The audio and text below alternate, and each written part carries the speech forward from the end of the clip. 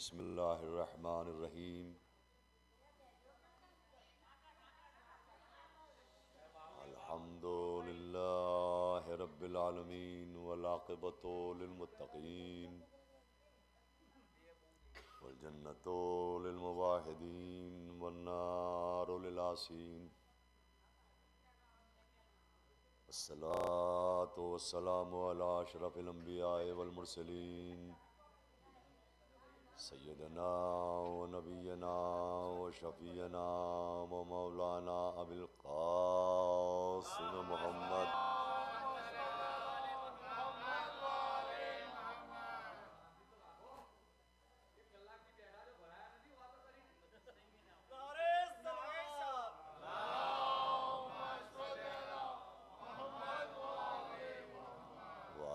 तय्यबीन अत्ताहिरीन अल-मासूमीन अल-मज़लूमीन अल-मुंतख़बीन अल-मुंतजबीन। अम्मा बअद फ़क़द क़ाल अल्लाहु तबारक व तआला व क़ौलुहुल हक़। बिस्मिल्लाहिर्रहमानिर्रहीम। वमा अर्सलनाका इल्ला रहमतन लिल आलमीन। सल्लल्लाहु अलैहि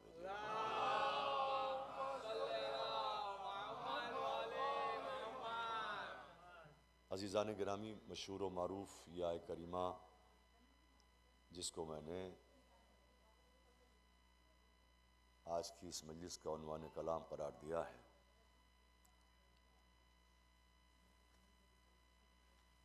जिसमें परवरदिगार आलम इरशाद फरमा रहा है कि रसूल, ए हबीब, हमने तुमको तमाम आलमीन के लिए रहमत बनाकर भेजा है।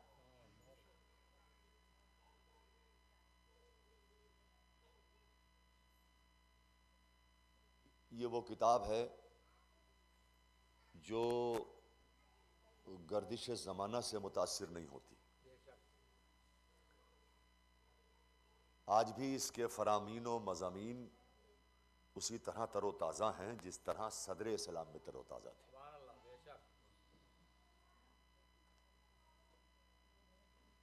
आज भी कुरान मजीद उसी तरह मीनार हिदायत है जिस तरह सदर इस्लाम में मीनार हिदायत था।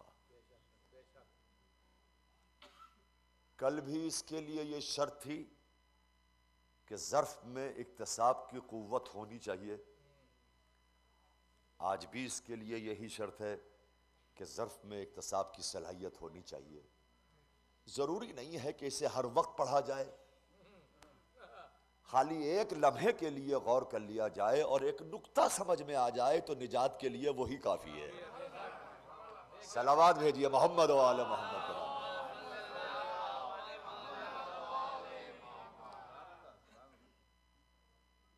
अल्लाह ने इस निज़ाम की इस्लाह के लिए अंबिया को दुनिया में भेजा और आखिर में अपने हबीब खास मोहम्मद मुस्तफ़ा सल्लल्लाहु अलैहि वसल्लम और ऐलान किया कि हबीब, हमने तुमको तमाम आलमीन के लिए रहमत बनाकर भेजा है। आप पूरे कुरान मजीद में मुझे दिखा दीजिए कि अल्लाह ने यह कहा हो कि हबीब, मैंने तुम्हें नेमत बना के भेजा है, जबकि दुनिया वाले नेमत को ज्यादा पसंद करते हैं। मैं क्या कह रहा हूं, रहमत को इतने पसंद नहीं करते, इसलिए कि नेमत दिखाई देती है, रहमत दिखाई नहीं देती। सलावत भेजिए मोहम्मद व आले मोहम्मद का नाम, इसलिए पसंद करते हैं।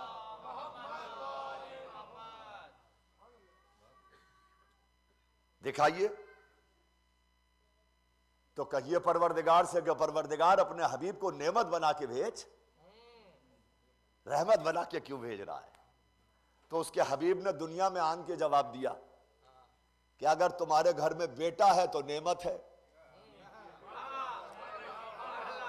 पर खुदा के वास्ते खामोश मत बैठिएगा। देखिए, सलावत भेजिए मोहम्मद व आले मोहम्मद का नाम। अल्लाह,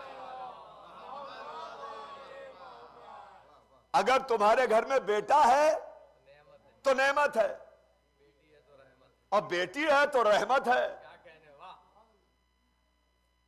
गोया रसूल इस्लाम बताना ये चाहते हैं कि अगर मेरी नस्ल बेटे से चलती तो नेमतुल आलमीन बन के आता। मैं क्या कह रहा हूं? अगर मेरी नस्ल बेटे से चलती तो मैं नेमतुल आलमीन बन के आता। नस्ल चली है बेटे से, इसलिए रहमतुल आलमीन बन के आया हूं। और ये याद रखना भाई, जुमले की कदर कीजिएगा, ये याद रखना कि नेमत देकर मैं वापस ले लेता हूं, मगर रहमत वापस नहीं लेता। और दलील है सूरह कौसर। गोया कुदरत ने भी बता दिया कि हबीब, जो कल तुम्हें नस्ल मुरीदा कहते हैं, एक दौर ऐसा आएगा कि जब तुम्हारी औलाद ही चैलेंज कर देगी कि तुमने कौन बनी उमैया में से है और कौन बनी अब्बास में से है। अगर है तो फातिमा ही की औलाद है, मोहम्मद ही की औलाद। सलावत भेजिए मोहम्मद।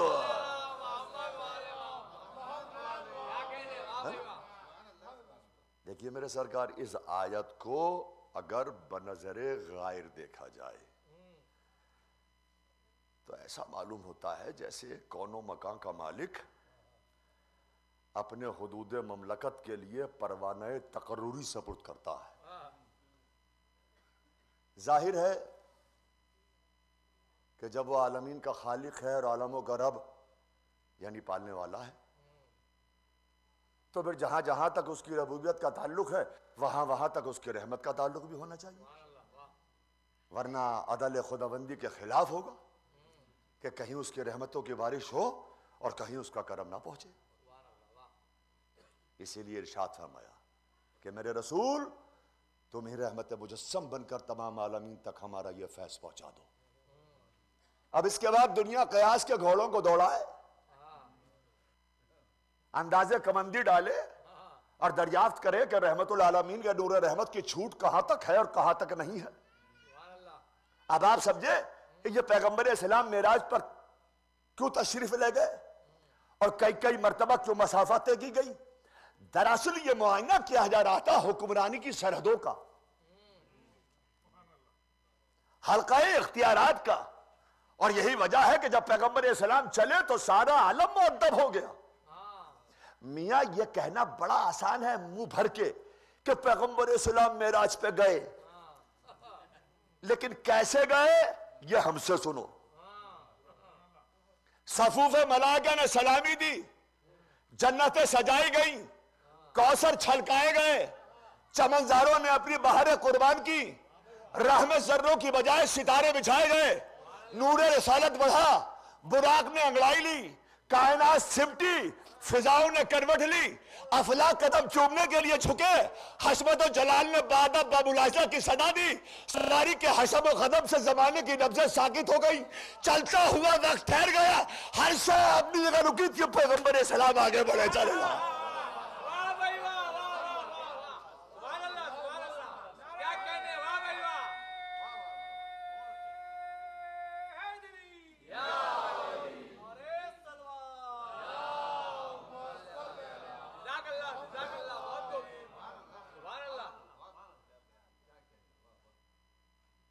फलक अव्वल आया मगर गर्द हो गया, फलक दोम आया मगर पीछे रह गया, सोमो चाहरुम की मंजिल भी दम के दम में सर हो गई, ईसा मुंह तकते रह गए। सलावत भेजिए मोहम्मद वाले मोहम्मद। क्या कह गया मैं, क्या कह गया। हालांकि अल्लामा मजलिसी ने यहां पे ये लिखा है कि जब फलक के चाहरुम पे पहुंचे तो हुक्म हुआ कि नमाज पढ़ाओ, और जब मुअज्जिन ने गुलदस्ते अजान पे जाकर अल्लाह अकबर की आवाज बुलंद की तो जनाब ईसा ने पूछा, आप तो यहां चले आए, जमीन किसके हवाले करके आए। तो पैगंबर इस्लाम ने कहा, अली को अपना जानशीन बना के आया हूं। अब जो जनाब ईसा ने देखा और पैगंबर इस्लाम ने देखा तो अली भी देख रहे हैं। दोनों की निगाहें एक खत में टकरा रही हैं। मुसलमानों ढूंढ लो, यही तो सिराते मुस्तकीम नहीं है। अरे वो मूसा की कुव्वत बर्दाश्त थी कि नूरे मोहम्मद देखा था तो बेहोश हो गए थे, ये अली का सरफे के आंखों में आंखें डाल के देख रहे। सलावत भेजिए मोहम्मद वाले को।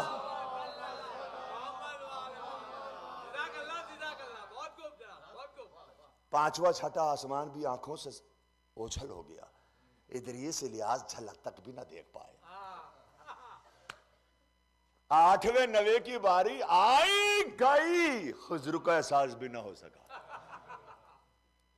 और अब मुमकिनात की हदें खत्म हो रही थी। हाँ, सामने वाजिब का आलम था कि दफतन साथी ने हाथों को जोड़ा। रसूल बोले क्यों जिब्राइल? जिब्राइल बोले बस शबे मेराज का साथी है, अपनी मंजिल पहचानता है। शबे हिजरत का साथी नहीं है जो मंजिल से आगे बढ़ जाए। सलावत दीजिए मोहम्मद वाले मोहम्मद।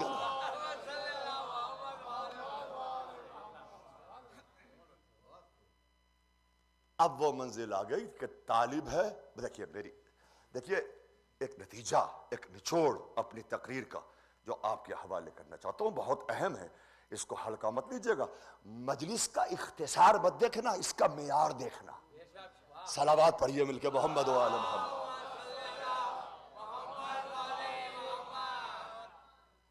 मंजिल वो आ गई कि तालिब है और मतलूब है, हबीब है और महबूब है। तालिब है, मतलूब है, दोनों यकता हैं, दोनों अजीम हैं। एक खुदाए यकता, दूसरा खुदाई में यकता। एक ममालिक के खुल्के अजीम, एक साहिब खुल्के अजीम। देखिए आज बारगाह समदियत से रिसालत को क्या अता हो। खुदा के हबीब की आमद है। अर्श से फर्श तक रिसालत ही रिसालत की हुक्मरानी है। अगर जन्नत दे तो पहले ही कदमों पे निछावर की जा चुकी। अगर माहो अंजुम अता करे तो पहले ही फर्श राह बनाए जा चुके। अगर अंबिया की सरदारी दे तो पहले ही ताज पहनाया जा चुका। अगर अफलाक अता करे तो साहिब लौलाक पहले ही कहा जा चुका। आलम महो हैरत है कि भाई अब खजाने कुदरत में कौन सी चीज ऐसी है जो बाकी ना अता ना कर दी गई हो। मगर जब आज इसे एहतमाम के साथ बुलाया है तो यकीनन जी चाहता है कि जो चीज भी अता हो सबसे निराली हो, सबसे अछूती हो। बेशक मेरे सरकार किसी मजबूर का दरबार होता, किसी फकीटे का दरबार होता,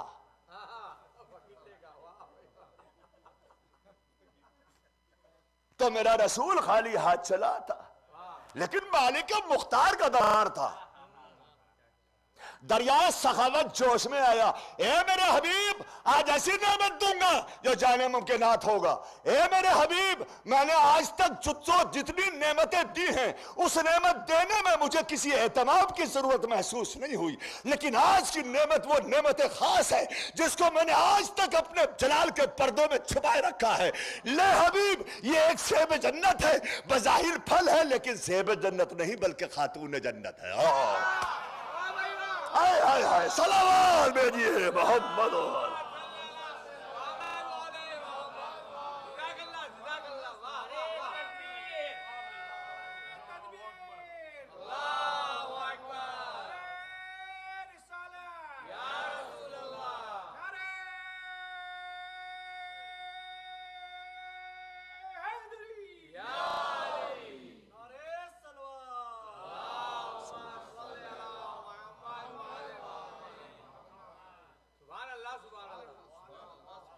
अब शायद मजमा ये अंदाजा लगा सके कि पैगंबर इस्लाम के दिल का क्या आलम हुआ होगा। रूए अनवर कैसा जगमगा उठा होगा, दिल कैसा बाग बाग हो गया होगा जब इस्मत व इफ़्फ़त का मुजस्समा बनकर आगोश रिसालत में फातिमा आई होगी। अब शायद ये समझ सके आप कि रसूल अल्लाह बेटी की ताजीम को क्यों खड़े हो जाते थे। मैं क्या कह रहा हूं, मैं क्या कह गया। देखिए अब आपको यह मालूम हो गया कि रसूल अल्लाह ताजीम के लिए क्यों खड़े हो जाते थे। इसलिए कि खुदा के हाथों से बख्शा हुआ एक नायाब तोहफा था जो पैगंबर इस्लाम को अल्लाह ने। सलावत भेजिए मोहम्मद वाले।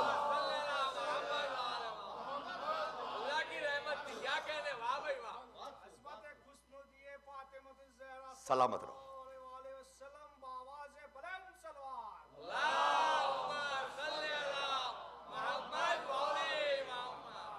देखिए, जुमला मैंने पहले भी कहा है, आज थोड़ा लफ्ज रद्दो बदल करके, थोड़े अल्फाज चेंज करके बदल दूं, फिर बदल दूं जुमले को।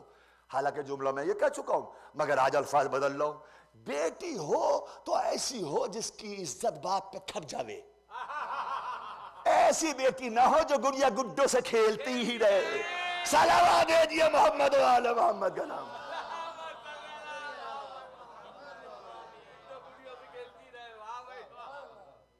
अब आखिर कलाम में मिजाज नबूवत देख लीजिए और मिजाज इस्मत देख लीजिए, उससे आपको अंदाजा हो जाएगा कि पैगंबर इस्लाम अपनी बेटी को कितना चाहते थे और फातिमा अपने बाप को कितना चाहती थी। बस में रसूल है, पैगंबर इस्लाम है, बारगाह इस्मत है, फातिमा ज़हरा मौजूद है। बाप बेटी से सवाल करता है, बेटी हाँ बाबा, क्या एक बात तो बताओ। का क्या? का तुम मुझे ज्यादा चाहती हो या अली को?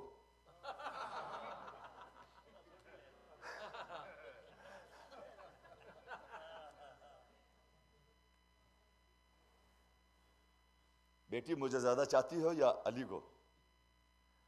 का बाबा मैं तो आपको ज्यादा चाहती हूं। कहा क्यों? का इसलिए कि अली आपको बहुत चाहते हैं।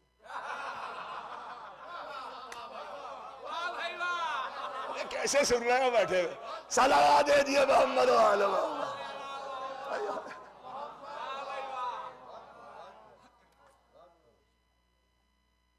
मिजाज नबूवत बदला, फिर सवाल किया, बेटी ये बताओ कि तुम हसनैन को ज्यादा चाहती हो या मुझे? का आपको? का क्यों? इसलिए कि हसनैन आपको बहुत चाहते हैं। बस एक मर्तबा मिजाज नबूवत फिर बदला और एक कदम आगे बढ़ा, बेटी ये बताओ कि तुम मुझे ज्यादा चाहती हो या खुदा को? हाय हाय। तो बेटी ने बलम के जवाब दिया, बाबा मैं तो आप ही को ज्यादा चाहती हूँ, इसलिए कि मेरा खुदा आपको बहुत चाहता है, आप खुदा को बहुत चाहते हैं। सलावत भेजिए मोहम्मद वाले मोहम्मद। ये है मिजाज, ये है मिजाज। बस ये है फातिमा ज़हरा। अल्लाह अल्लाह फातिमा तेरी शान, अल्लाह अल्लाह फातिमा तेरी अजमत। खुदा की कसम, आप क्या समझते हैं फातिमा ज़हरा को? बेशक फातिमा फर्श पे है, मगर नजर अर्श पे है। यह और बात है कि इस बीबी को एक मसाइब बयान करने पड़े। सुब्बतलैया मसाइब बोलो अन्ना, सुब्बतलैया में सिर ना ले आ लिया। बाबा आपके बाद बड़े मसाइब पड़े, इतने मसाइब पड़े कि अगर दिनों पे पढ़ते तो मिसल काली रात के हो जाते।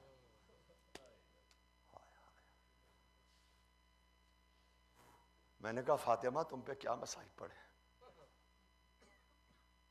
तुमने एक रस्सी में एक गला देखा। जरा ज़ैनब के दिल से पूछो कि जहां एक रस्सी थी और 12 गले थे। खुदा की कसम मुझे जनाब ज़ैनब का एक जुमला भूलता नहीं।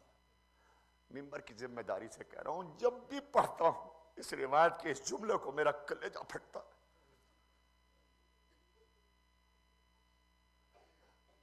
जब शहीदों की लाशें पड़े थे 11 मुहर्रम के हवाले से पढ़, ये जुमला 11 मुहर्रम के हवाले, और जनाब ज़ैनब को कैदी बनाकर लेके चले तो जनाब ज़ैनब ने नाना को मुखातिब करके आवाज दी, नाना इन मुसलमानों ने मुझे उधर से लेके जा रहे हैं जिधर मेरे भाई का लाशा पड़ा है।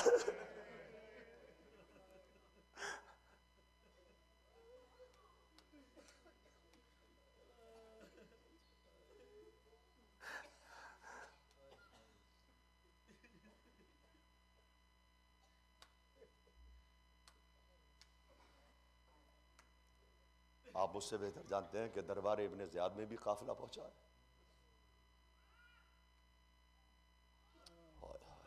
जिसकी माँ का जनाजा रात की तारीकी में उठा, उसकी औलाद बलवे आम में खड़ी है। अब चूंकि देखिए आप चाहने वाले हैं, लिहाजा बस एक चाहने वाले के दो जुमले मसाइब के सुन लीजिए। एक चाहने वाला ऐसा भी गुजरा है मौलाए कायनात का और आले मोहम्मद का कि जिसके जिस्म का गोश्त जेल की सलाखें खा गई, जिसको 70 जीने नीचे कैद खाने में कैद कर रखा था, उसका कसूर था अली से मोहब्बत।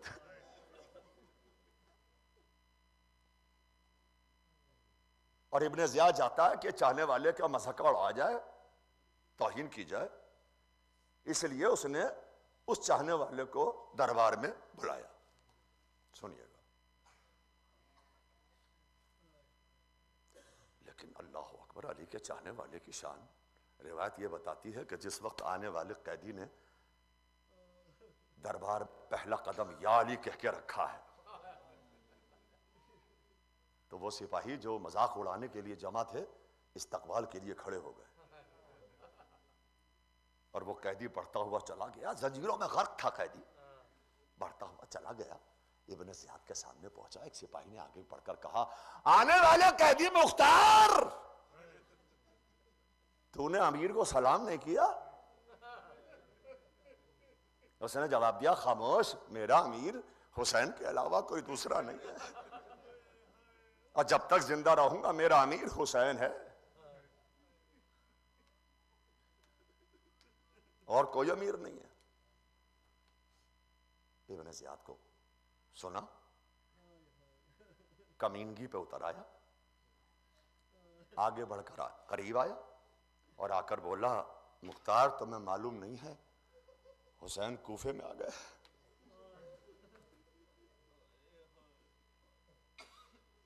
मुख्तार ने कहा तू झूठ बोल रहा है, अगर मेरा इमाम कूफे में आ गया होता तो सबसे पहले तेरी कैद से मुझे आजाद कराता। देखिए ये मोहब्बत का कमाल है, खुदा की कसम, ये मोहब्बत की मेराज हो जो देखने को मिली। तू झूठ बोलता है, मेरा इमाम कूफे में नहीं आया। कब मैं कहता हूं कि तुम्हारा इमाम कूफे में आ गया, कि अगर तू अपने दावे में सच्चा है तो मिला दे मेरे इमाम को मुझसे, बस मुझे मौत आ जाए। उसने इशारा किया एक सिपाही को कि सर हुसैन लाया जाए। तश्तिला में सर हुसैन रखा, वो सर को लेके आगे बढ़ा, गर्दो गुबार में हटा हुआ था, खाक और खून में आलूदा था। मुख्तार ने सर को नहीं पहचाना कि एक दफा कटे सर से आवाज आई, मुख्तार हमारा सलाम। अरे मुख्तार हमारा सलाम। अल्लाह अकबर। अब जो मुख्तार ने सलाम सुना, जंजीरों को संभाला, बेड़ियों को संभाला, हाथों को जोड़कर करीब आया सर हुसैन के और आके बोला, फातिमा के लाल ये क्या हो गया?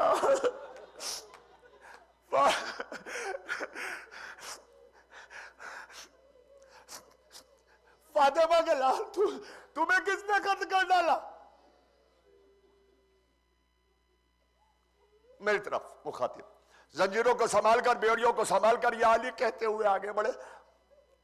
इब्ने ज़ियाद के सामने पहुंचे, इब्ने ज़ियाद से कहा, इब्ने ज़ियाद अपने आदमी को हुक्म दे कि मेरी आंखें फोड़ दे। हाय हाय हाय, अरे मैं कैसे बयान करूं और आप कैसे सुनेंगे? इब्ने ज़ियाद अपने आदमी को हुक्म दे कि मेरी आंखें फोड़ दे। कहा क्यों? ताकि फातिमा के लाल का यह हाल मुख्तार अपनी आंखों से ना देखे, मैं ना देख सकूंगा ये हाल फातिमा का। इब्ने ज़ियाद ने सुना, सुनने के बाद कहा, मुख्तार ये तो नहीं होगा। कहा ये नहीं होगा? कहा नहीं होगा। मुख्तार ने कहा, इब्ने ज़ियाद अगर ये ना होगा तो अपने आदमी को हुक्म दे कि मेरा सर काट दे, इसलिए कि जब फातिमा का लाल जिंदा ना रहा तो मुख्तार जिंदा रखे क्या करेगा? बस मेरी तरह मुखातिब हो, ये आखिरी जुमला है। इब्ने ज़ियाद ने सुनना, सुनने के बाद कहा, मुख्तार ये भी नहीं होगा। क्या ये भी नहीं होगा? क्या ये भी नहीं होगा? बस एक मर्तबा जब मुख्तार ने सुना कि ये भी ना होगा, बेड़ियों को, जंजीरों को संभाल के नजफ का रुक करके आवाज दी, या अली सबकी मदद को आते हो। अब आवाजों को बुलंद करो। या अली हर एक की आवाज पे लब्बैक कहते हो। आज गुलाम आवाज दे रहा है, आ जाओ। और ये कह के या अली कह के अंगड़ाई ली, जंजीरें टूट गई, बेड़ियां टूट गई। एक सिपाही सामने खड़ा था, तलवार हाथ में ले ली, चाहते हैं कि इब्ने ज़ियाद पे हमला कर दे। पीछे से जंजीरों के बजने की आवाज आई। मुख्तार ने पलट के देखा, एक बीमार है जिसके हाथों में हथकड़ियां हैं, पैरों में बेड़ियां हैं, गले में खाददार तोक है, कमर में लंगर है, हाथों को जोड़े हुए कह रहा है, मुख्तार मेरे बाबा की मेहनत पे पानी में फेरो।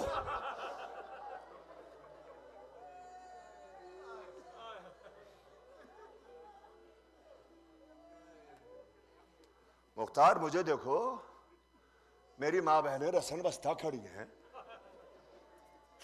मगर खामोशी के साथ चला आया हूं। बस जैसे ही इमाम ने ये कहा कि मेरी माँ बहनें रसन बस्ता खड़ी हैं, तो मुख्तार ने उधर देखा जहां एक रस्सी में 12 गले थे। हाय हाय, जहां एक रस्सी में 12 गले थे। आप जानते हैं तरतीब क्या थी? मसाइबुल अख्तियार की तरतीब बताता हूं। सबसे आगे जनाब सकीना, उसके बाद जनाब ज़ैनब, उम्मे कुलसूम, रबाब, उम्मे लैला, फिजा, उम्मे फरवा। ये तरतीब थी। आगे थी जनाब सकीना। लिहाजा मुख्तार की सबसे पहले नजर जनाब सकीना पे पड़ी। ज़ैनब का कद बुलंद था, सकीना छोटी सी बच्ची थी।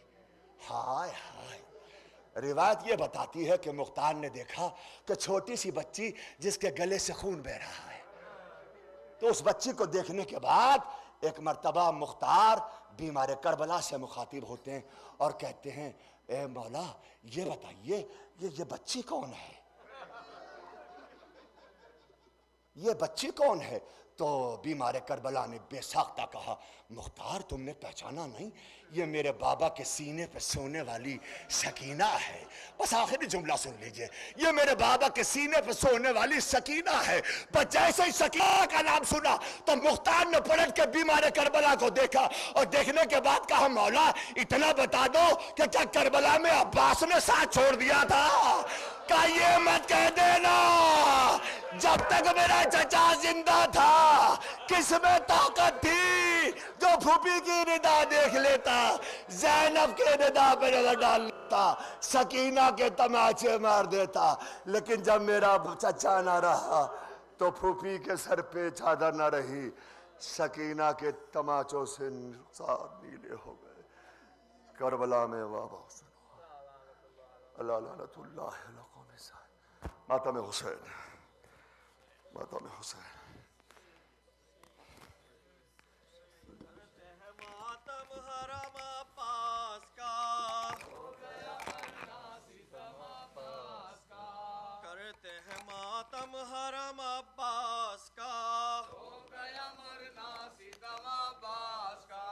सकीना कहती थी रो कर वतन चलो अम्मा, सकीना कहती थी रो कर वतन चलो अम्मा, नहीं है चैन यहाँ पर वतन चलो अम्मा, सकीना कहती थी रो कर वतन चलो अम्मा, बिला कसूर भरे घर को कत्ल कर डाला, बिना कसूर भरे घर को कत्ल कर डाला, ये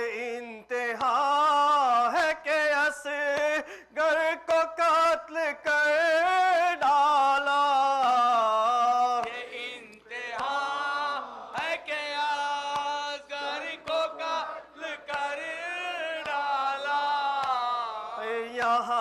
बसे है सितमगर, वतन चलो अम्मा। सकीना कहती रोकर, वतन चलो अम्मा।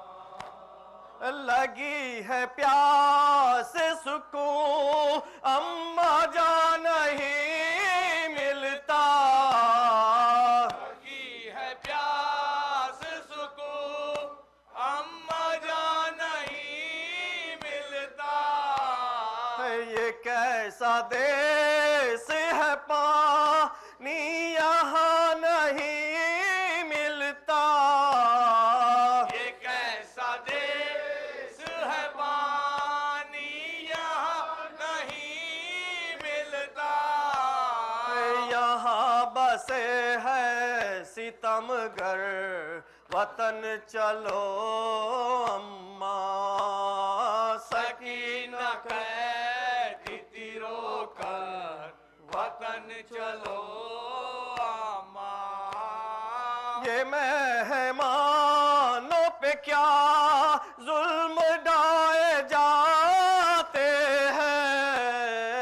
ये मेहमानों पे क्या जुल्म ढाए जाते हैं। रसन में बांध के दर दर फिराए जाते हैं। रसन में बांध के दर दर फिराए जाते हैं। यहाँ तो जीना है दूभर, वतन चलो अम्मा। सकीना कहती थी रोकर, वतन चलो अम्मा। असीर होगा न हम सा कोई जमाने में। असीर होगा न हम सा कोई जमाने में। गुजर ही जाएगी क्या उम्र कैद खाने में। गुजर ही जाएगी क्या उम्र कैद खाने में। है याद आता मुझे घर, वतन चलो अम्मा। सकीना कहती थी रोकर, वतन चलो अम्मा। कहाँ है औनो मोहम्मद मेरे चचा है कहाँ। कहाँ है औनो मोहम्मद मेरे चचा है कहाँ। कहाँ गए अलियस घर को लेके बाबा जा। कहाँ गए अलियस घर को लेके बाबा जा। कहाँ है कासिमो अकबर, वतन चलो अम्मा। सकीना कहती थी रोकर, वतन चलो अम्मा। कोई धुड़ाता है सैली, कोई लगाता है। कोई गुराता है सैली, कोई लगाता है। कोई गले की रसान खींच कर सताता है। कोई गले की रसान खींच कर सताता है। कोई दिखाता है खंजर, वतन चलो अम्मा। सकीना कहती थी रोकर, वतन चलो अम्मा। पर मोहम्मद वाले मोहम्मद सलवात। अस्सलाम वालेकुम या रसूलिल्लाह, अस्सलामु अलैकुम या